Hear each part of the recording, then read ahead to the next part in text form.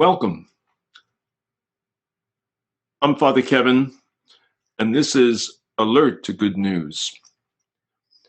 Here is a video reflection on the Bible reading for Sunday, October 25.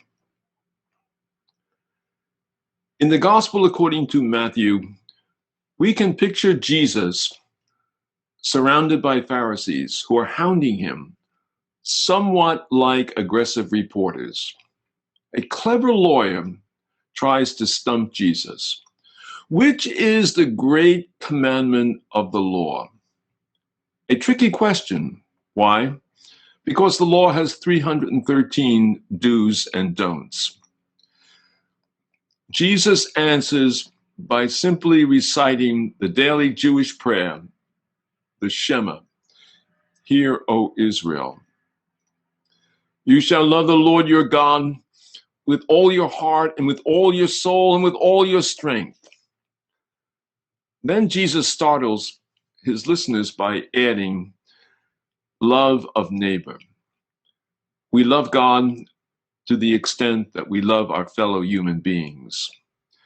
Yes, we often forget, behind appearances, people reflect the image of God. A disciple of Jesus sees the likeness of God in our fellow human beings, no matter how challenging that might be. Matthew 25 connects love of God with love of our neighbor. When I was hungry, when I was thirsty, you did something. We can't say we love God and yet neglect our fellow human beings. You may have seen the classic play or movie, Joseph and the Amazing Technicolor Dreamcoat. In younger days, wrote the author of Genesis, Joseph went through betrayal by his jealous brothers, and then slavery in Egypt. Yet despite these misfortunes, Joseph was ever faithful to God, trusting in God's unconditional love for him.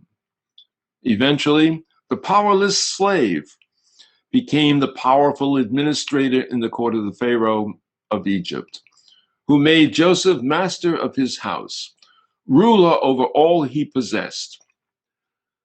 Not only did Joseph remain faithful to God, but he also forgave his brothers for what they did to him. Ultimately, Joseph's faithfulness to God led to a life of great fruitfulness. Our life, too, should be immensely fruitful because the Spirit of God lives within us. We are temples of the living God, writes St. Paul. Just as God dwelt in the Jerusalem temple, so now he dwells in us by his Spirit. The Spirit produces love, joy, peace, patience, kindness, generosity, faithfulness, gentleness, and self-control. I close with a paragraph of one of my favorite quotes. We shall pass through this world but once. Any good, therefore, we can do, or any kindness that we can show to any human being, let us do it now. Let's not defer or neglect it, for we shall not pass this way again. With this advice embedded in us, our love of God will shine through our love of our fellow human beings.